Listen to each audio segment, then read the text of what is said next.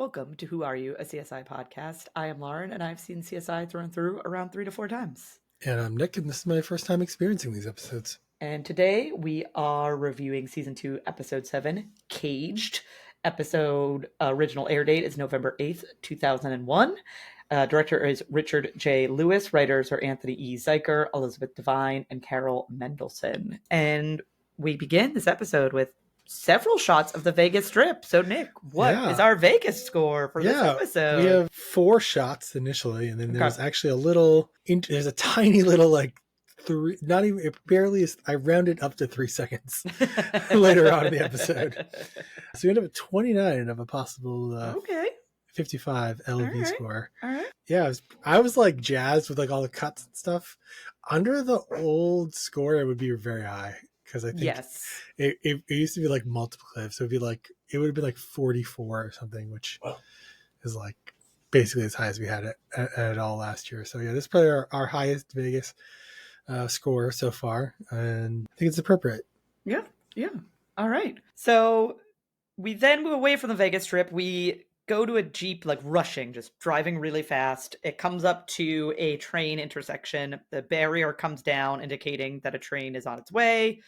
The woman driving the Jeep slams on her brakes, but she ends up on the tracks and gets hit by the train. They do a really good job of this scene. Unlike second watch through, once I kind of know what the gist is, the way that they recorded, those shots that they chose, it really sells the narrative to begin with while being faithful to what happened. You unravel eventually happens. Yeah.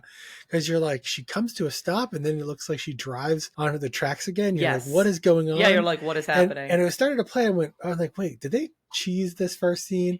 And I watched it. I even skipped back and rewatched it for those 30 seconds. Yeah. And I went, oh no. Oh wow, what a good job. Really. Kudos. You really follow the rules. And I was like, okay, this is definitely some good filming. I very, very much appreciated that. Yeah. So Catherine is then on scene. Jim Brass is already there. We learn that the victim is Megan Treadwell. Grissom is inspecting the train, and he and Catherine have almost a jokey why the chicken crossed the road, but instead why person tried to cross train track. It was a very weird moment to try to get to the other side. Yeah, it was a weird time to introduce humor, in my opinion. But what do I know? We're then at credits. Then we're back to Grissom and Catherine. We learn that this incident is holding up trains, right? Because they're stopped, and that Catherine only has 2 hours for until they have to clear the scene, basically. And Catherine's well, I need additional help. And he's like, you get Sarah. And he's like, Sarah's all you get. And she's like, oh, that's all I need. And I was like, yeah, woman power, women supporting women. She was like, yeah, Sarah's all I need. I don't need 2 people if I'm getting Sarah. Sarah's great. A team, right? Yes, A team. So, and we don't get them paired up too often. I think this is the first time that they've been paired up since the carnival episode. Okay, yeah. I was I know there was another episode because I feel I thought that their dynamic was weird last time. Mm-hmm. Yeah. I think it was really, really good. It was pretty good this time. So yeah, I thought it was really good this time. So Grissom is then with O'Reilly, and they're walking through this building with all these books. And originally this started as a burglary in process call, but they found a victim. They're in the Western States Historical Society. The body is downstairs. We learn that the environment where the body is a controlled environment to protect the book. So it's a certain humidity level, certain temperature to try to prevent degradation, limited lights. And they see a woman in a room, almost like a cage. They end up, drilling it open. EMTs enter. They realize that she has a red tint. There's edema. And as Grissom is taking pictures of the body, a man tells him not to. He's basically you can damage the books. Yeah. And we learn that this person is Aaron Pratt. And this transitions us to Grissom with Aaron. And Aaron is detailing his entire routine of how he gets home. Right? I go and I say this to Veronica, and then I have to be here to get the bus at this time, and then the bus goes here. He also details Veronica's death. So he's describing pretty vividly, that she was sweating, like sweat was pouring down her forehead. She grabbed her stomach, Very sort of ordered, like Yeah. this happened and then this happened and then this Yes. happened. Yes. Very, very orderly. And Nick arrives. Grissom and Nick step aside. They talk. This is where Mr. Pratt gets the label of being autistic. And I will say this now, as someone who is not neurotypical, not my favorite portrayal of an autistic. And not against the actor. I think the actor played the role they wanted him to play. I don't like this pigeon-holding of what an autistic person I feel like. Especially like 20 years ago, 20 plus years ago, the language hadn't really evolved. No. For this to ever age well. Yes. You know what I mean? No, I agree. Yeah, it's very telling of the time. Yeah. For sure. I think for the time, it's probably on the higher end of it probably was. Oh, yeah. I think so. Mm-hmm. But yeah, it definitely, I think, is like, just as a society and the general awareness of people and like recognizing, I mean, I know that like a lot has happened in the medical space, in like societal spaces to really like move forward for anybody who has any sort of neurodivergent or sort of separate, like different, like general intellectual or social interaction differences. Yeah. Like we're like so much better than we were 20 something years ago. So, and all I could think of to compare this to is like Sheldon from The Big Bang. Yes. It was like so much more humanistic, I think, in his portrayal, where they really did. I feel like this time they really tried to give Aaron like an otherworldliness that is really probably inappropriate. Yeah. And not that there's so many different people out there. There could be somebody just like Aaron out there. Oh, there could be. But yeah, that's not necessarily, they don't really have the tools or the knowledge or the exposure at this time. But I do like that even though there's like a little bit of like the main cast has to come around to like accepting that he's just a person. Yes. They're not mean about it, right? They're just Nick's a little. I would say Nick is like the most ignorant. Nick, yeah, but he often gets pigeonholed into that. That is true. Bro is dude. True. He's almost I know. It's almost stereotypically mean to bro dudes. Yeah. Oh, Nick. If only, that was a plighted part of society, we would be concerned. Yeah. Yeah, exactly. They're not. They're doing, if the Kelsey brothers have shown us anything recently, they're doing fine. Yeah. So, they're doing great. So yeah, it's like, Nick is often like plays the ignorant foil in that show. Yeah, he does play like the new. That. He plays like the newbie and the young one, and the like has to be taught. Like, oh, there's so much you need to learn, Nick. Yeah. So we end up shifting back to Catherine and Sarah. They're walking on the tracks. They come across an adorable little dog named Maverick. Jim Brass is then talking to the train engineer, who's basically saying, they have the right of way. And, he does what he can, and he put on the brake as soon as he could, but obviously something was going on. It's dark out. Yeah. Yeah. I'm a train. You get first. I already feel like they really oversold how quickly trains can stop. Yeah. Oh, it takes them miles to stop, miles to stop. So I was like, that train had to go pretty slow to start with if it was able to stop at all. Right. Sarah walks up. We learn that the dog belongs to the victim. Grissom is in with Doc Robbins. Their victim has cyanosis. Grissom is thinking this is a homicide. Yeah. So we'll see. But Grissom is putting money down on homicide. Spoiler alert. He's right. He's wrong. Oh yeah, he's wrong. You're right. It's not homicide. He's absolutely wrong. You are right. It's not homicide. Yeah. But I will say, well, it's almost like self-homicide. Yeah, unintentional. There's a separate word for that.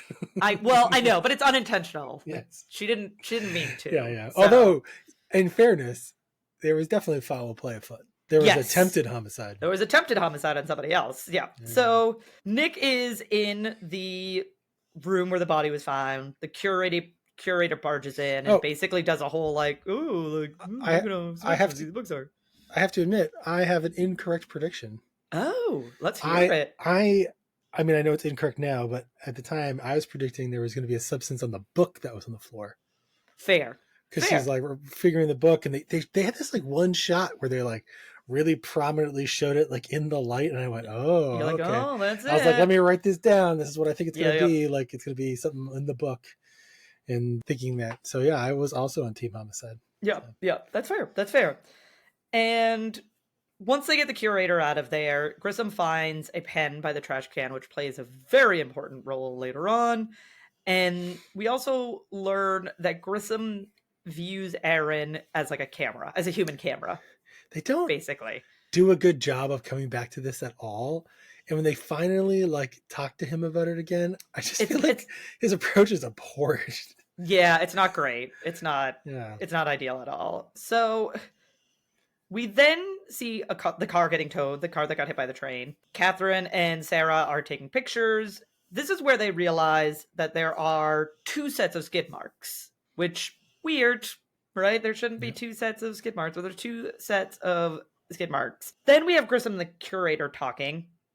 They just have a scene where they're talking about the proper pH of paper and the solutions that they use, and none of them really should be like acidic or, too dangerous, because obviously they don't want to compromise the books. Yeah, the paper is naturally acidic, so they add a base to it so that to make it neutral so that it doesn't degrade over time, things like that. Yeah. This transitions us to Grissom with O'Reilly in a short scene where we learn that Aaron has sticky fingers because they find that he has a book on him that he should not have.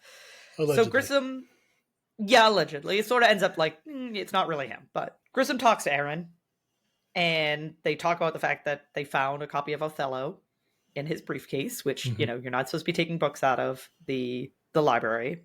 And then they talk about Mr. Hunter and his lunches and how Veronica is part of that lunch. Yeah, he has like this for lunch, that for lunch, and then he has Veronica. And I literally, in my notes, I put, quote, and Veronica, end quote. Quite the racy retelling. He's like, he's like touching her breasts. I was like, this is like HBO level. Yeah, woo. So, this comes up. The lunches become an important feature. Another really, I guess, actually no, this happens later on. Okay, we'll get around to it. Catherine and Sarah are then at the tow yard inspecting the car. They find a filament from another car, which, again, strange. They also notice paint transfer. This is so funny. This reminded me of the episode where they could tell which paint transfer on the dumpster was the freshest, but they couldn't tell. They couldn't age this paint transfer. Like, they literally said, like, we're not going to be able to know if it's, like, recent or not. Really? You had a dumpster that had 1 million swatches of paint on it, and you were able to say, like, this is the freshest. They've also had ones where it's, like, remember they did, like, the car that was painted, like, 3 times? Yes! That was the same one. That was the same one. They're like, standard color from this make. Like, why are you not testing the paint on these 2 cars? I don't know. Very quickly, you can prove that they hit each other. Yes! It's like, what is happening? Like, why did we just forget all the tools that we've had in previous episodes? They solved the mystery too fast. Yeah, exactly. We needed to take some time. We laid off the paper guy. He's not allowed. So we could hire a new sound engineer. Yeah. So Sarah finds a cell phone in the car, and she also realizes that the e-brake is on, which doesn't make a lot of sense. Like, why would this car in the middle of the track have its e-brake on? So... And then we go to Nick and Doc Robbins. Doc Robbins is letting Nick know that the victim was poisoned, but he hasn't been able to ID, like, what poison it was at this time. And then there's this really odd conversation about how much Doc Robbins loves the table that Nick is working on. I thought this was going to come up again. No, it never comes up again. It's so weird. Because he's like, Nick, I really like that table. I really like this table. And you're like, are we gonna end the episode with like Doc Robbins happily standing at this new table? So not even in like a future episode? It's not like the new Doc Robbins table? Okay. I don't think so. I was at the end of the episode, I was like, what happened to the table? I will say, as someone who doesn't have the best memory, I really don't think that this comes up again. We'll find out. Stay tuned for future podcast episodes. Does the table come back? Like, so ridiculous. Table Watch 2024. Catherine and Sarah are examining their evidence. There's no glass on the filament. Like, there's no melted glass on the filament that they pulled, which indicates that the headlights were not on when the collision occurred. Because if they were on, then the glass would have melted to the filament. The filament would have been hot. Yes. Yeah. Then we have Nick and Grissom at Aaron's house. They find more books from the Historical Society at his house, but he explains this by saying that Veronica brought the books and that he is dating Veronica. He believes that they're in a romantic relationship. I thought this was a misnomer the first time I watched this, by the way. Oh, okay. And it wasn't until the second time I watched it that there is a literal scene at the end of the movie that shows Veronica kissing him. Yes. I assumed that I assumed that was the curator. Oh, so yeah. She really was like legit like playing him. Yes, it's sad. It's a bummer. Nick finds a shrine to Veronica, though, at Aaron's house, which makes Nick very suspicious. He's like, this is not a good look. Yeah, people, I think, in relationships exchange things. Oh, I don't know how consensual or non-consensual this collection and this was, is also, but... we should also point out, given the age of this episode, nowadays, most of what you have of your significant other is on your phone. Yeah. Right? You're going to have like tons of pictures. They're going to be sending you pictures. You're going to be sending them pictures. Not the case in 2001. Yeah. So most people didn't have a digital camera. Right. So like, it makes sense that like if he wanted to be reminded of her, that he would have like actual hard copy pictures of her. But also the kind of thing creepy people do to people they aren't in relationships with. Very true. So it was the perfect kind of like, make him look guilty, but it could still be reasonable. Yeah. It was actually a pretty good choice. But it was also oddly like, although I shouldn't say that, I have like a drawer of like stuff from when I first started dating my partner. Yeah. Like, you know what I mean? I just like put it in all the, like a little collection. Yeah. That's what I don't. Ticket stubs and cards and things like that. Yeah. So, it is what it is. Sarah and Catherine are then with the audio guy, who is the video guy from the dumpster episode. Same person. Oh my God. Thank you. I was like, why do I recognize this That's guy? why you recognize him. And then I was like, is this a spot the guest star? And then I'm not going to kid you. I went, am I being racist? No. Do I think this guy looks like some other Asian American or Pacific Islander actor and I can't tell them apart? Why do I swear? And then when I saw it a second time, I went, this guy looks so familiar. That's why he looks so familiar. Why do I know this is the video guy show from the college episode. Same guy. So much better about myself as a human being. Yep. So we learn from the audio guy that the last call the victim made was to 911. So we're hearing the 911 call. And then they do a lot of fun isolating sound and moving them into their own tracks so they can just like listen to like individual sounds. And the audio guy is pretty sure that the other car that they isolate is turbo and it's probably diesel. So definitely not the victim's car. Pretty slick work on the sound isolation, randomly. Yeah, you just like boop, boop, boop, boop. I don't think it goes that quickly. I think it takes a lot of work to isolate tracks. I mean, it probably goes much more like that today. Yes. Now that we have much more powerful computers and software and interfaces. I also love that he's just using like a sound mixing board and moving knobs. I think he moves the same knob up and down to do two different things at one point. That's all he needs to do. It's a magical knob. It does all sorts of things. Remind me of the first episode. They printed the same results for two different cases for two different tests. Yeah. I was like, did they just reuse this clip and play it in reverse? It's possible. Yeah, that's what they did. I mean, it is possible. Yeah, but it was also great car guy, and because I looked him up on IMDb, apparently we're going to be seeing a lot of this guy. Yes, he's over 100 episodes. He's in the rest of the show. Yeah.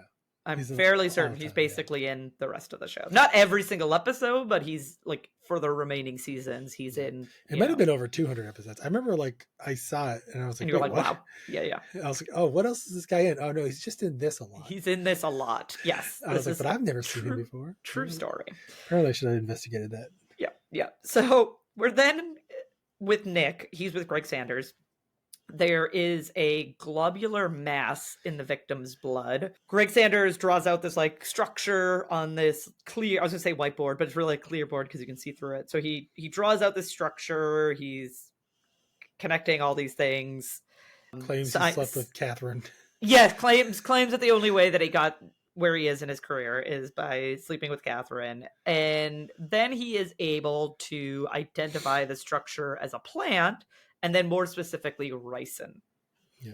So, Which is kind of a spot the guest star of its own, because it's a very famous part of the Breaking Bad series. oh, is it? I've never watched Breaking Walter, Bad. yeah, Okay. Walter is the main character, is a chemistry teacher. Yes. The whole point of the show is that he uses chemistry knowledge to make really good drugs and gets involved in drugs. He's dying of cancer. He's trying to make money to save his family, and he just gets pulled in deeper. And then there's a person that I think he poisons and kills using ricin. Oh, okay. And I really forget the details. It has been almost 20 years since I've seen it. Since you've seen it. Yeah, I've never seen it, so I know the basic premise of it, but I've never watched it. I would not have. I knew what ricin was because of that. Immediately, and I would not have known what it was otherwise. Yeah, but this show predates that, so they stole it from Look CSI. at that. Look at that. We're then with Grissom with Doc Robbins. He tells Doc Robbins that they're fairly certain that it's ricin, and Doc Robbins thinks that tracks. And he also notes that it must have made contact with her tongue, and so it was most likely in a powder form because of ulcerations that were on her tongue. So opposed to being shot with an umbrella bullet. Exactly. It was not an umbrella bullet of ricin. This is true. Spoiler alert. Spoiler alert. So then we see Grissom and Nick suited up.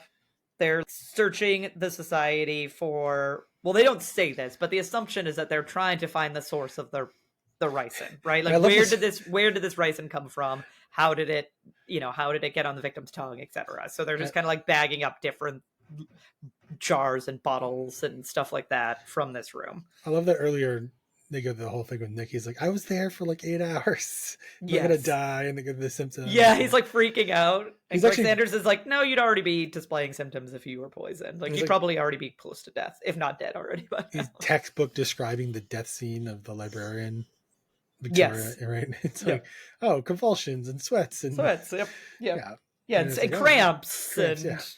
Exactly what she had. Oh, okay. Yep, exactly how she died, according to Aaron. So we pop on over to our other storyline. Catherine and Sarah are discussing the victim's day. They're literally okay, she got up, she went to work, and then she left work, and then she ran an errand because they found this bag of dog. I have a lot of stuff in my car.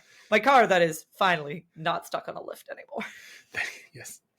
Our listeners, if you learn about a famous TikToker whose car got stuck on a lift, you'll learn about one of your podcast hosts. But you can follow me on TikTok, Musings of a Firefly. I don't post that often, I'll be honest. So if you want regular content, I'm probably not the creator for you. I just occasionally will feel the need. And yesterday my car got stuck on a lift after just needing an oil change. Just needed an oil change. Yeah.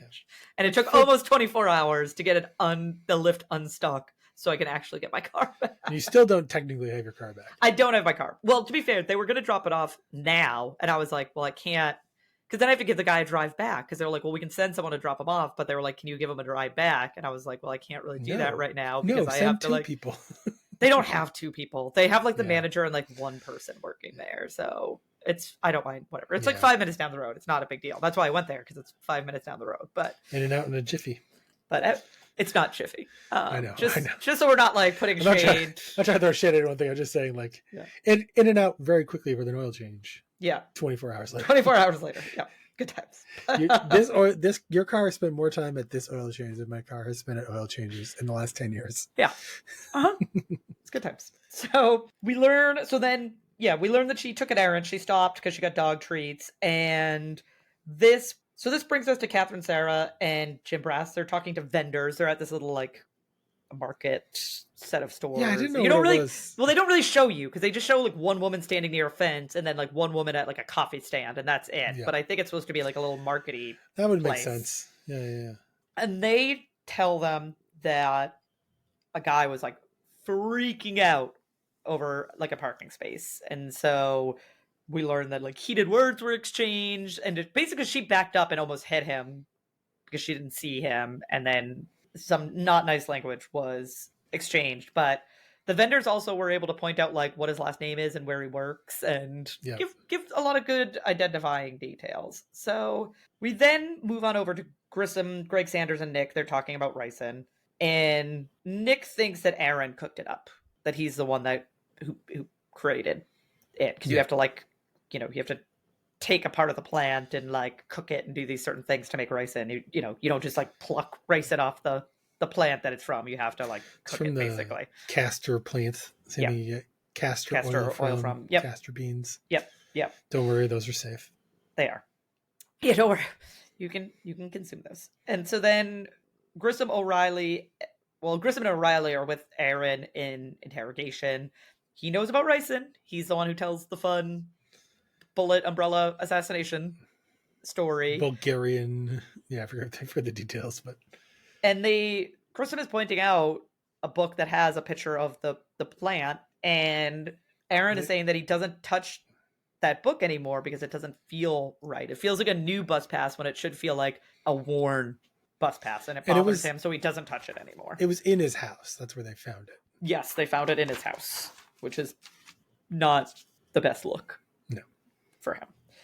But he does let them know. Grissom wants to know, like, hey, did you tell anybody about this book feeling weird? Because, this has implications. And he told Veronica and Mr. Hunter, and then he also witnessed a fight between them at one of their lunches. So this scene at the lunch was actually really, really good. I didn't get this the first time. I don't think I got it the first time either. That they're fighting, and it's this whole thing about no sex, no food, no salt. Yep. But he is actually offering, like, Mr. Hunter is offering Veronica a deviled egg with salt, and she pushes it away as if she's mad. Yes.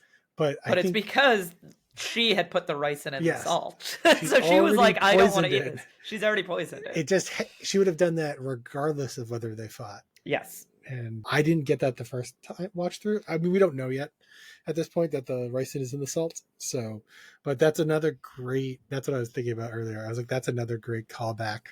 Like, it's such a good layering. Well, it seems so innocuous at the time, but it's actually super relevant to the plot. Yeah. So Nick then finds the salt shaker in Mr. Hunter's office, which brings us to Grissom and O'Reilly with Mr. Hunter, like, in interrogation. And this is where he lays the bomb that Veronica was the forger, not him. Dun, dun, dun. Bum, bum, bum. He's so cavalier about it. He's very cavalier about it. And they're so accepting that they're like, oh, yeah. I was like, yeah, it's easy to pin the dead person as the forger. Like, you're just going to take his word for it that she was the forger. They follow up on some things. And so I guess but like, I would have loved to have seen them push back a little bit more in the scene. Like, he has an answer to everything, but at the same time, it's like almost too easily. I agree. It's like, you could have a little scene where like, just let someone in the show be wrong. Right. And be like, oh, we still have to check this, we'll find out. And I mean, they do follow up, but I do agree that they just seem to be like, oh yeah, that's fine. That makes sense. Sure. She's the forger. Again, easy to pin it on a dead woman. Maybe that's on the cutting room floor. Who knows? But yeah, who knows? It's hard to know. We'll have to watch the director's cut and see what they say. Standard edition. So then Grissom and Aaron are back at I call it the cage where she was found dead. And he again recounts Veronica's death, but this time Grissom probes him, kind of leads him to talk about what happened before she started showing symptoms, right? Like, okay, yeah, you told us, like, oh, she started sweating and she grabbed her stomach and she fell and she convulsed, but like, what was she doing before that? And I guess she was like searching around in her canvas bag, and then she chewed on a pen. I got the impression she was trying to make sure that nobody was looking so she could put the book in her bag. Yeah. Right? But yeah, and then he says she's trying to decide something. He's like, oh, what does that look like? What does Veronica trying to decide something look like? And it's chewing on her pen is like her trying to decide on something. I will say, the first time watching this, I was very confused. I thought they were implying that this chewing on the pen was the moment where she was poisoned, and I was at odds with them describing how long it takes for the symptoms Yeah, to yeah, set yeah. in. Yeah. But later on, they actually say that they find ricin on a pen at her house. Yes. So she must chew on all of her pens all of the Yes. time. Right. Yes. Yes. So that transitions us to Grissom and Nick examining her pens. Like they have, I guess she has a ton of them, right? So they have this like large collection of pens. They're swabbing them, and this is where Nick lets Grissom know that he found a castor bean under her fridge, which would, and also I think like a bunch of forgery tools Yeah, as they're like well. every forgery tool known to man. That's what Every they forgery say. tool known to man I was is like, also there. how involved is this forgery Very involved, ring? evidently. I also like can't get over the fact that like she's over here forging books left, right, and center, and then like doesn't matter. She's stashing them all at Aaron's house, and nobody's noticed. Right. No one's noticed. Well, I guess they haven't noticed because she's putting the forgeries back. No, the forgeries are all at Aaron's house to make No, no, it no, look like no. he's doing it. I think the real books are at Aaron's house, and the forgeries are at No, because the historical the society. castor bean plant picture, that book was from his house, and he said, "I don't touch that book anymore because it doesn't feel right anymore." Okay. So it's like she said something like they do I know say that she something at was some trying to set point. him up. But Yeah, like he'll take the fall. Like yeah. she can set him up and he'll take the fall later on. Aaron must be stealing the books. Yeah. Or a forgery or whatever. But it was kind of like no one's paying attention, but it really did also seem like it was mostly just her. Yeah. Like working in that place and Aaron, like those two of them. Yeah. So yeah, we leave this storyline for a little bit. We return to Catherine, Sarah, and Jim Brass there with Mr. Croft, the psycho from the little marketplace area. And he sold his car, but he has no purchase of receipt, which they find very shocking for an accountant. They're like, you sold your car and you have no receipt of this purchase. But don't worry, because the very next scene, Catherine and Sarah are examining said car. So they tracked that car down. It has a gutted headlight. It has silver transfer paint on it. They also realize as they're inspecting inside of it that there are coffee stains and a coffee cup with lipstick on the inside. And this is where they deduce that Megan must have thrown her coffee at him. Yep. And that was like, he was already angry from their encounter at the marketplace. He like followed her and like they exchanged words. But what really set him off was that she threw his coffee at him. A heated exchange at a light on the street. Yeah. And then we see the like actual reenactment. She's like speeding. She thinks she gets away from him. She gets to the train tracks. The barrier comes down. She's like comforting her dog. And then he slams behind her. And so the skid marks are like her trying to like reverse and not be pushed onto the tracks. And then him pushing her. And then that's why she puts the e-brake on, is to try to like stop him from being able to like move her car forward. Yep. But he's able to like, his car is like behemoth, and he's able to like shove her car onto the tracks, and then her car like stalls out. And they all right, before I air my grievances with the scene. Fair. I have my own, so I'll be curious to see if we have matching grievances for this scene. Maybe. The one thing they do really well is they actually show her like trying to back up, and her tires are spinning one way, and then they show her wheel locking up as if she had just pulled the emergency brake. Yeah. And that was really good. However, this entire scene, like this entire case, rests on this 911 call that she made driving away from the light. Yes. And then she is stopped at the light thinking she lost him, and she's no longer on the phone with 911. Yes. Which is when the 911 call is her like freaking out that he's and the two engines and being pushed to the track. So there's a really big disconnect between what they were portraying was occurring earlier in the episode, where they were portraying happening in the final reenactment. That's really, I mean, that's certainly a big mess, but like other than that, it's fine. So is that what your problem was? No, my grievance with that's a good one. Like I should have noticed that, and I didn't notice that. My grievance is just keep driving straight through. Oh yeah. Like if he's shoving you onto the she had tracks, that much time. that you just I can't believe she stopped at all. You already got shoved through one barrier, so you know your car can survive going through the train barriers. Just keep going. Yeah. Just drive. I get like when she finally decided to do that, her car was like stalled out and she couldn't. But like as soon as he was pushing her and she goes into reverse and nothing is happening, like she's not making any headway, immediately you should have just put it in drive and gunned it.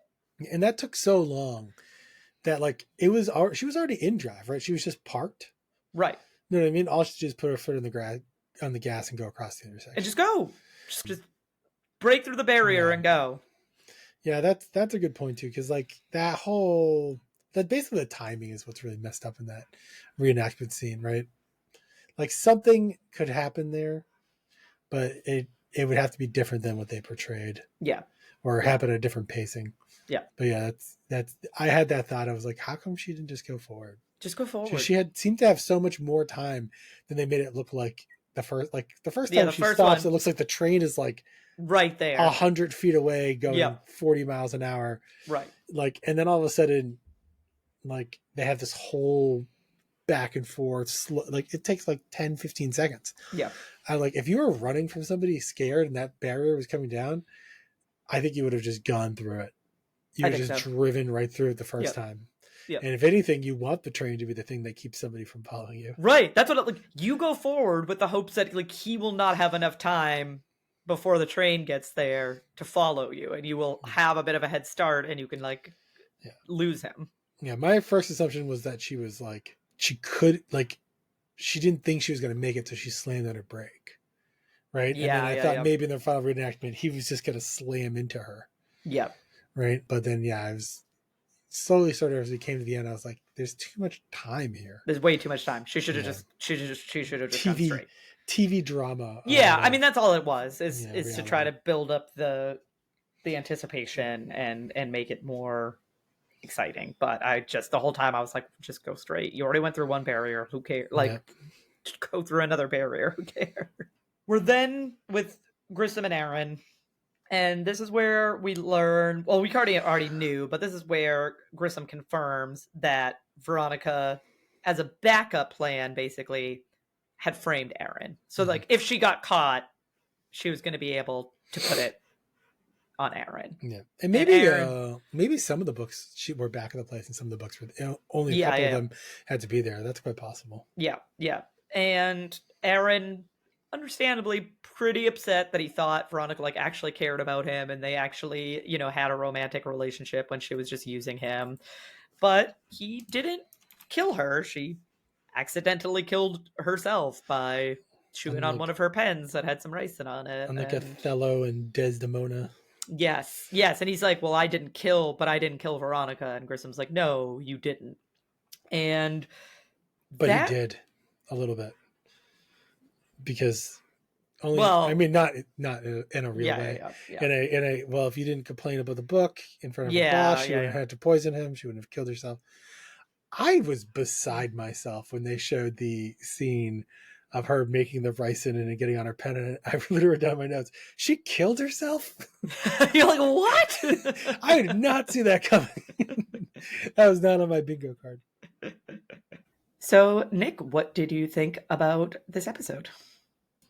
I actually think this might be my favorite episode so far this season. I really liked it. It definitely had like some weird things. We talked about them. One of the plot, like the end of the train plot, they definitely messed up, I think, the synchronization of events. But other than that, I felt like I didn't actually know what was going to happen throughout the whole episode, which I like. Like, I want to be guessing and constantly running through scenarios in my head. I mentioned that when they were like, oh yeah, she made her own ricin poison and then killed herself by biting her own pen. I was like, what? It totally cut me off. So anytime they do that, and on the second watch through, this is usually where like my idea of an episode goes from good to great.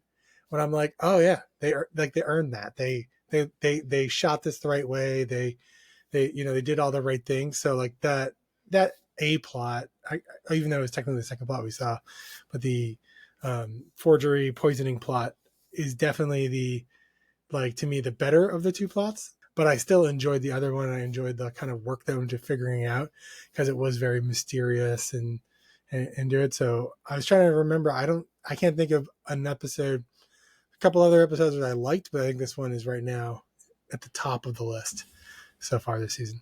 So, funny enough, I did not enjoy this episode, but I will also say that part of that could be because trying to take notes for it was painful because it jumped around a lot.